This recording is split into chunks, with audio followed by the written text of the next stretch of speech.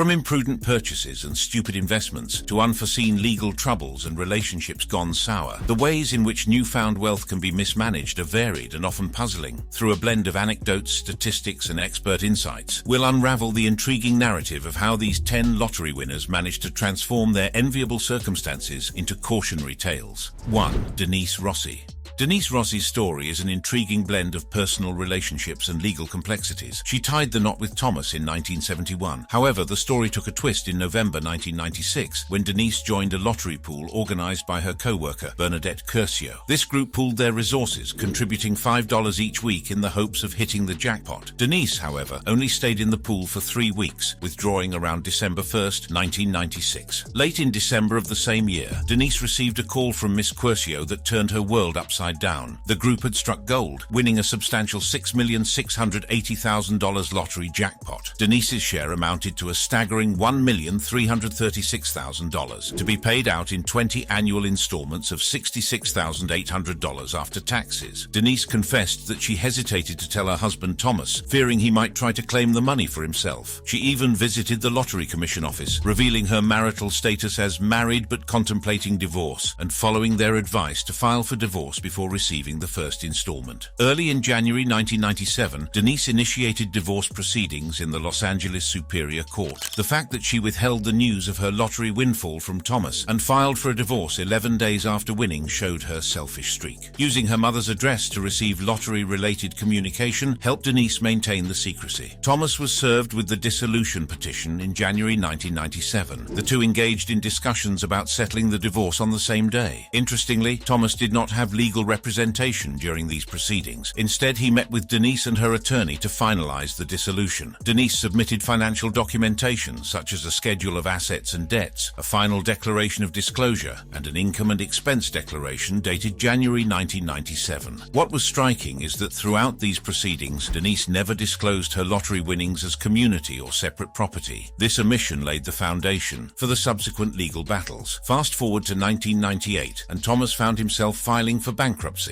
However, in May 1999, he became aware of Denise's lottery winnings. This discovery marked a turning point, leading Thomas to retain legal counsel. He reached out to Denise's attorney, learning that Denise had indeed won a share of the lottery prize, albeit with her unwillingness to part with a substantial portion. The intricacies of the case prompted Thomas to file a motion in July 1999. He aimed to set aside the dissolution of marriage, alleging fraud, breach of fiduciary duty, and failure to disclose. Thomas also sought an adjudication of the lottery winnings as an omitted asset, aiming for 100% of the prize money. The trial court intervened, ordering an accounting of Denise's lottery proceeds and imposing restraints on their disposition. Denise received a court directive to provide her ex-husband with 20 yearly payments of $66,800, which accounted for her entire lottery prize. Denise's attorney, Connolly Euler, highlighted that she could have retained it if she had been forthright about the money. 2. Jose Antonio Cuartoc. On November 17, 2010, Jose Antonio Cuartoc, a native of Guatemala who immigrated to Georgia, decided to try his luck and purchase a Jingle Jumbo Bucks lottery ticket. Jose bought this ticket from the OM Food Mart, not suspecting that he was about to become a lottery winner. The same night, he returned to the store with his girlfriend to check his ticket. And boom, he had won. His excitement was, however, short-lived. Jose was undocumented, and although he lived in the United States, he did not have the proper documentation. He feared trying to win his winnings could lead to legal trouble or even deportation. In a bid to solve his predicament, he turned to his boss, Eric Cervantes, for help. He asked Eric to claim the prize money on his behalf. Eric agreed to help, but instead of doing what Jose had hoped for, he took the lottery prize for himself, a whopping $750,000. That's right, he cashed in the ticket and did not exactly stick to his agreement with Jose. Fueled by anger and desperation, he started calling Eric's household, demanding his rightful winnings and, according to reports, even making threats. This action landed Jose in some legal hot water. He was arrested on charges that included terroristic threats, forgery, and violating probation, all because he was trying to claim what was rightfully his. Throughout all this legal turmoil, Jose stuck to his story. He insisted that Eric stole his ticket and the money that came with it. He was unwavering in his belief that he got the short end of the stick, but the police, well, they were not so convinced. And despite his efforts, deportation became a real possibility for Jose. The case caught the public's attention and support for him started pouring in. Surveillance footage footage from the OM Food Mart confirming that Jose was indeed the one who purchased the winning ticket also helped tilt the scales in Jose's favor. It was clear Eric had told a lie. The legal battle heated up as the two parties faced off in court. Jose's legal team presented their case and the jury got to work. After careful consideration, they came to a decision. They ruled in Jose's favor, awarding him the entire $750,000 prize money. However, once taxes were factored in, the sum he was to receive was $517,500.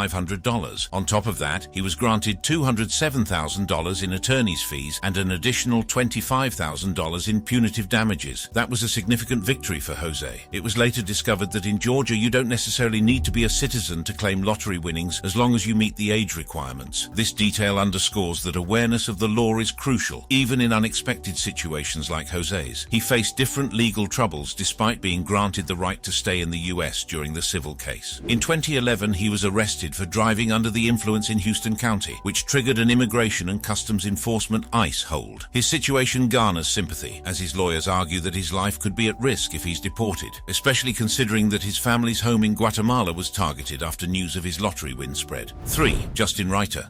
Justin Reiter, a young man from the province of Alberta, Canada, found himself thrust into the spotlight due to an incredible twist of fate that began with a life-changing lottery win. In the late fall of 2015, news began circulating about a 27-year-old named Justin Reiter who had struck gold, not just metaphorically but quite literally. He had won a staggering jackpot worth $598,556, an amount that many can only dream of. This unexpected windfall allowed him to fulfill his dreams, bask in luxury and enjoy a level of financial freedom that he had likely never imagined. Justin's jackpot win wasn't just about the money, though. Friends and acquaintances soon revealed that he had an affinity for the quirky and the unexpected. He seemed to march to the beat of his drum, and his interests were far from conventional. It turned out that Justin had a fondness for the comedic and absurd, as evidenced by his fascination with the 2002 film Goldmember. This film, a playful parody within the Austin Powers series, depicted a world of espionage and absurdity, complete with a villain who indulged in a bizarre habit of coating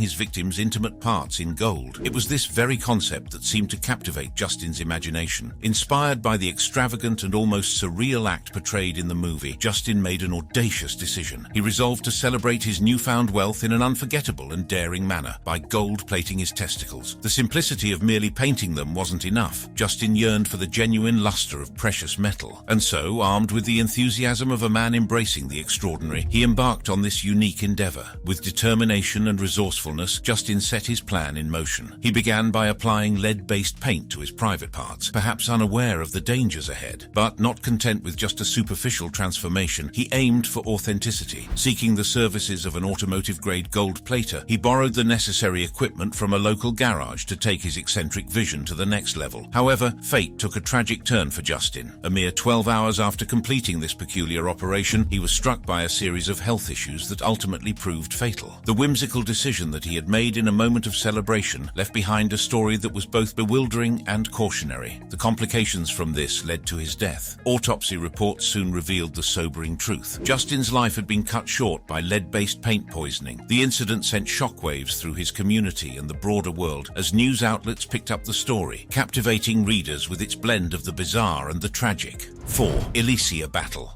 Alicia Battle, a mother of 4 in 2003, became the talk of the town. But as the story unfolds, it turns out to be a roller coaster ride full of twists. Alicia Battle, who lived in Cleveland, Ohio, made headlines by saying she lost this multi-million-dollar lottery ticket on December 30th, 2003. She claimed that she dropped her purse outside a convenience store in South Euclid, a suburb of Cleveland. People took it upon themselves to brave frigid temperatures, armed with flashlights, scouring the parking lot and nearby bushes in search of the potentially life-changing piece of paper. She claimed to have lost a lottery ticket worth a staggering $162 million. That's the kind of imagination dreams are made of, right? So of course everyone wanted a slice of that jackpot pie. The police also took her story seriously. Why wouldn't they? She seemed genuine, and her explanation for choosing the winning numbers based on family birthdays and ages sounded legit. Plus, it's a known fact that the winner had picked their numbers themselves, not some computer-generated randomness. So at that point, no one had reason to doubt her. But as they say, the truth has a funny funny way of coming out. Rebecca Jemison, a hospital worker, turned out to be the real winner. She claimed the prize on January 6th, leaving Alicia Battle in a somewhat awkward spot. Battle had to do some serious explaining, and she did, tearfully admitting that she wanted to win so badly for her family. Fast forward to April. Battle faced legal consequences for her story. She was convicted of filing a false police report, a misdemeanor charge. As a result, she was put on probation for a year and slapped with a $1,000 fine. On top of that, she had to pay $5,596.71 in restitution. In a court appearance marked by a no contest plea, Battle acknowledged her understanding of the charges without admitting guilt. The court proceedings, overseen by Judge Patricia Ann Clery, eventually led to Battle's conviction for fabricating the story. Beyond the legal consequences, Battle's life took an unexpected turn. Finding a job became an ordeal. She decided to channel her determination into something unconventional: boxing. She traded taekwondo for boxing gloves and started training with Romeo Connor, a seasoned boxing coach. And you know what? She proved her commitment, earning Connor's trust with her relentless effort. And what's the most surprising part? In an interview Battle granted, she revealed she didn't give up on her lottery dreams. She proudly showed off the fact that she played the lottery for a recent multi-million drawing where no one had won. But here's the twist. If she did win someday, she vowed not to claim the money herself. Instead, she'd let her 22-year-old son do the honors. 5. Ibi Ronchaioli.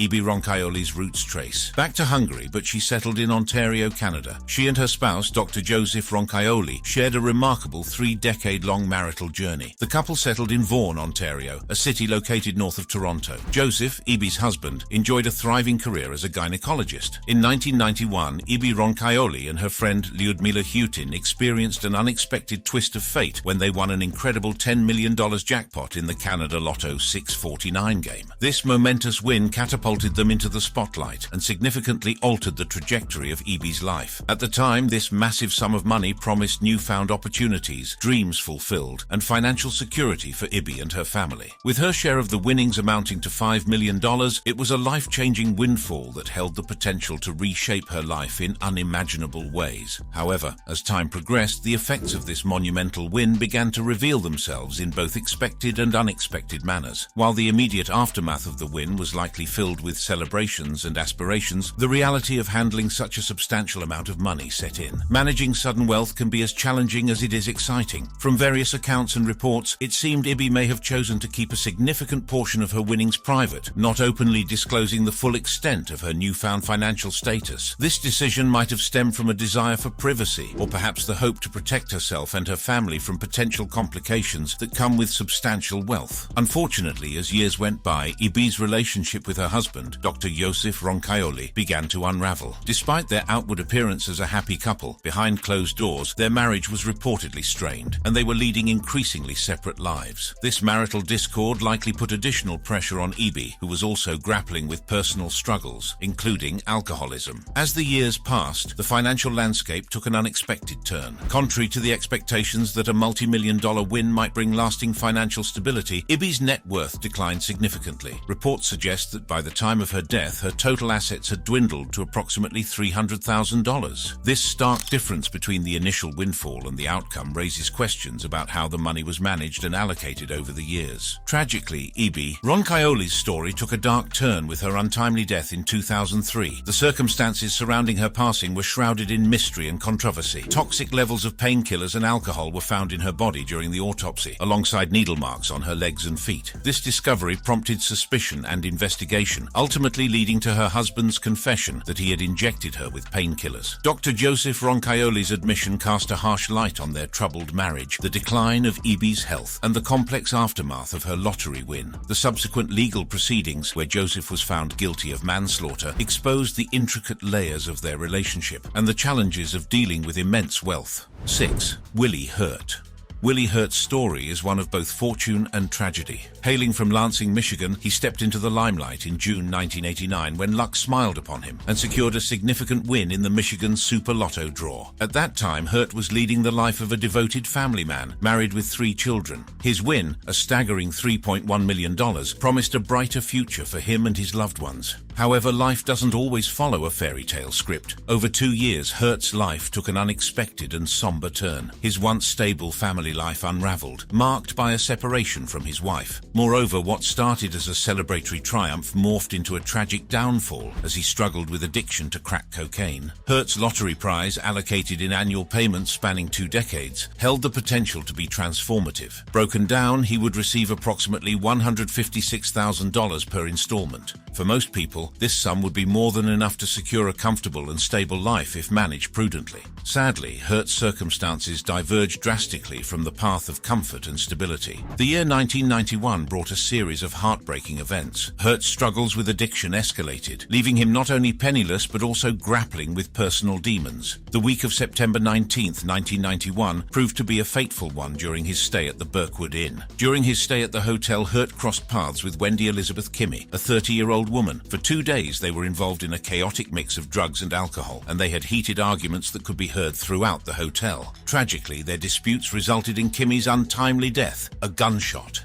wound claimed her life. This grim event led Hurt to turn himself into the Lansing police on the same day as the murder. In the legal proceedings that followed, it was revealed that the altercation leading to Kimmy's death stemmed from Hurt's frustration over their inability to procure more crack cocaine. Hurt's attorney, Malik Hodari, attempted to present a more sympathetic portrayal of his client, noting Hurt's ongoing divorce and financial struggles. Hurt faced the gravity of the law as he was arraigned on September 20, 1991, on charges of open murder. In Michigan's legal context, an open murder charge allows the jury to determine between first and second-degree murder based on the presented evidence during the trial. Despite confessing to the crime and signing a confession, Hurt claimed a lack of recollection. This confession prompted Mason District Judge Thomas Brennan Jr. to order a psychiatric evaluation before proceeding to trial. If convicted, Hurt could have faced life in prison without the possibility of parole. Interestingly, even amid these dire circumstances, Michigan lottery officials asserted that Hurt would continue to receive his lottery payments regardless of the legal outcome. What transpired after this point remains shrouded in uncertainty, as media coverage of Hurt's case seems to have ceased after September 1991.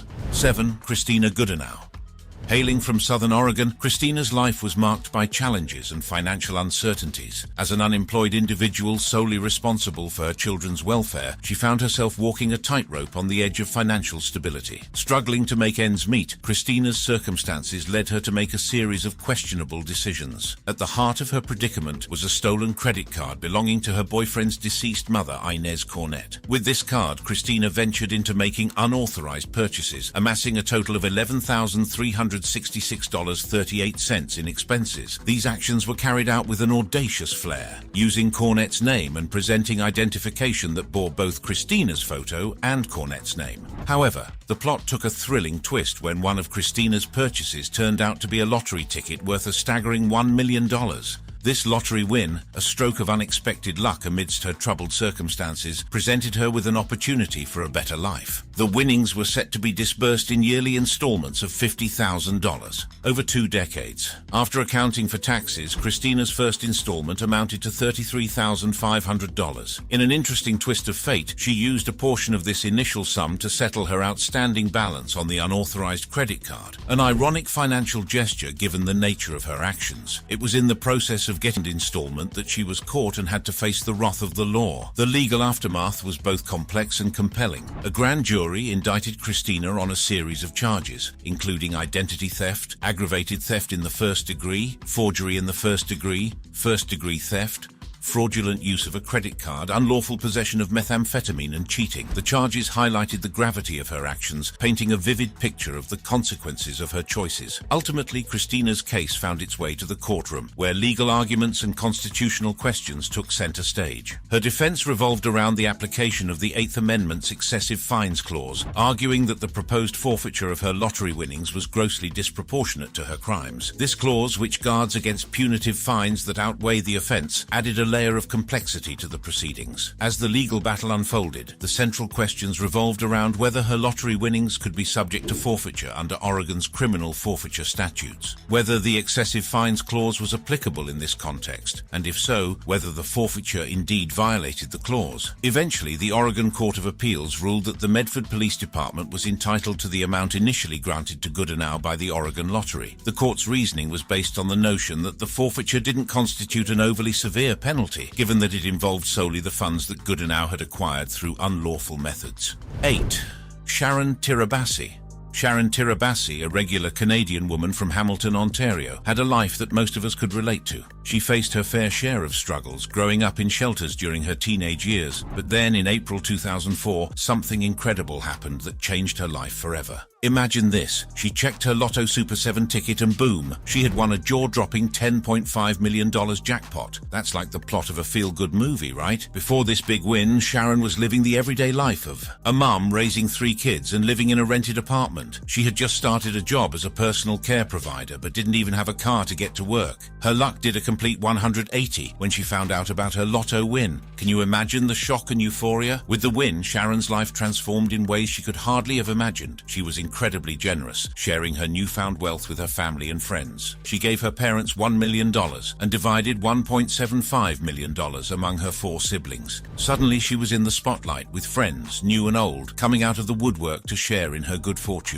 But you know, life is never all rainbows and butterflies. While Sharon's generosity seemed like a great idea, some friendships soured, and loans she gave out were never paid back. With her newfound riches, Sharon dived into a world of luxury. She jet-setted to places like Cancun, California, Florida, Las Vegas, and the Caribbean, often treating her friends to these trips. Sharon and her husband even bought a $515,000 house and had an impressive collection of cars, including a Mustang, a Dodge Charger, a Hummer, and a custom Cadillac Escalade that had its party tricks. But life threw its curveballs. The moment of realization struck when she discovered that her bank account was left with a mere $750,000. They moved around, eventually settling back in Hamilton, their money slipping through their fingers. By 2013, Sharon and her husband found themselves living in a rental apartment with their 6 kids. She was back to work, taking the bus and embracing a simpler life. The crazy thing is, despite having tasted the high life, they were okay with it. In fact, they felt that the money had brought them more trouble than happiness. Now here's where it gets interesting. Instead of pining for her lost fortune, Sharon realized she was happier without all that money. She learned that a meaningful life, one filled with purpose and connections, matters more than designer clothes or fancy vacations. The remaining money from her win is tucked away in a trust for her kids to access when they turn 26. 9. Americo Lopez. Americo Lopez was a regular Portuguese-American guy living in New Jersey, working hard as a construction worker. For years, he and his colleagues at Berto Construction Inc. had been pooling their money to buy lottery tickets. It was a fun tradition. They chipped in, Lopez bought the tickets, and they all shared. The thrill of dreaming about hitting the jackpot. And then, in November 2009, something extraordinary happened. Lopez realized that the Mega Millions ticket he had bought on behalf of the crew had matched the winning numbers. The massive $77 million prize was theirs to share, except Lopez decided he wouldn't be doing any sharing at all. He quietly collected the winnings, a staggering $38.5 million, and didn't breathe a word about it to his crewmates, not a peep. 6 of them, including Lopez, had been contributing $2 each for the lottery pool. They didn't keep written records of who paid what. They were friends, after all. They simply trusted that Lopez, being the guy who bought the tickets, would let them know if they won. Sadly, that trust proved costly. As luck would have it, another person from San Francisco also matched the winning numbers. So the massive prize was split into two equally massive prizes of $38.5 million each. Lopez, in all his newfound wealth, didn't hesitate. He didn't spill the beans to his buddies. Instead, he spun a story about needing foot surgery, got time off from work, and even filed for unemployment benefits. All the while, he was secretly basking in his millions. He told the New Jersey lottery officials he was the sole winner who bought the ticket on his own. They believed him. He chose the lump sum option, which knocked the prize down to $24 million, and after taxes, it rounded up to about $18 million. He paid off his mortgage, bought a fancy new truck, took a trip to Portugal, and handed out cash and gifts to his family. He even put down a fat $145,000 down payment on a stunning $1.5 million mansion. This house was the stuff of dreams, sitting on a sprawling sprawling 5.24-acre property with 4 bedrooms, 6 bathrooms, and a circular driveway just for luxury cars. In 2010, the truth finally caught up with Lopez. He spilled the beans to one of his old co-workers, and word spread like wildfire. His former buddies learned that Lopez had been deceiving them all along. They took him to court, and after some legal back and forth, a jury ruled that he had to share the prize with his friends. The $38.5 million prize got whittled down to $24 million, and he ended up owing each of them a cool $4 million before taxes. 10. Evelyn Adams. Evelyn Adams, a woman from New Jersey, worked as a convenience store clerk in the 1980s. However, it was her unwavering passion for the state lottery that changed the course of her life. Ever since the inception of the lottery in 1971, Evelyn was a devoted player, consistently shelling out $25 every week on tickets, hoping for a stroke of luck. Her perseverance paid off in October 1985, when she snagged her first big win of $3.9 million. This victory of fate propelled her to up the ante on her lottery spending, now investing a hefty $100 every week. To the astonishment of many, Evelyn's luck struck again just 4 months later, with a jaw-dropping $1.4 million at her disposal, making her not a one-time but a two-time winner of the New Jersey State Lottery, all within a remarkably brief period. These consecutive victories didn't just make her a financial success story, they made her a trailblazer. Evelyn's double win marked her as the first person ever to win the New Jersey Lottery twice. Her name was etched into the state's history, a testament to her remarkable fortune. What's perhaps equally intriguing is how she chose to handle her newfound wealth. Both of her victories were paid out to her in annual payments following a 20% tax deduction. This left her with a yearly sum of $218,000. With this windfall, she settled her debts, secured her daughter's future by setting up a college fund, indulged in a new car, and generously showered friends and family with gifts. However, her kindness also led her down a familiar path that many lottery winners find themselves on, lending a helping hand to those in need. Yet this goodwill gesture wasn't without its challenges, as the absence of repayment strained some of her relationships. Evelyn Adams's life took an unforeseen turn. Her sudden wealth turned her into a recognizable face, robbing her of the anonymity she once enjoyed. She faced the challenge of navigating newfound fame, all while holding on to dreams of pursuing a musical education and opening a music store, alongside marrying her fiancé, who owned the convenience store where she had worked. The allure of gambling took hold, resulting in a cascade of financial missteps. Combined with personal spending, misguided investments, home renovations, and continued generosity, the once substantial fortune began to dwindle. As time passed, Evelyn found herself living in a trailer park, a far cry from the luxury her lottery wins had initially promised. While winning the lottery can undoubtedly transform lives overnight, it does not inherently equip individuals with the financial acumen to navigate the challenges that accompany substantial riches, and it was evident in the way these individuals spent their money. I hope you enjoyed this video. Click any card on your screen for more content like this, and I will meet you there.